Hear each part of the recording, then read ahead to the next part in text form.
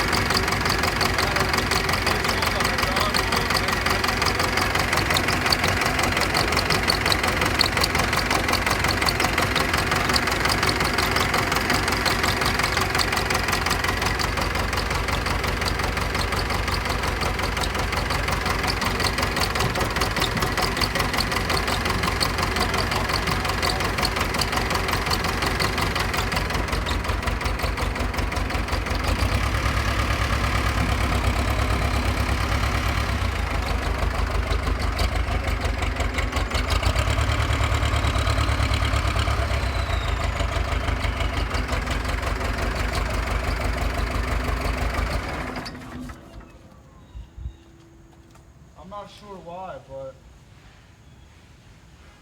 this thing had no hydraulic oil in it, so there's a lot of air in it, and like the hydraulics are like real like shaky. Yeah. Hmm. So I gotta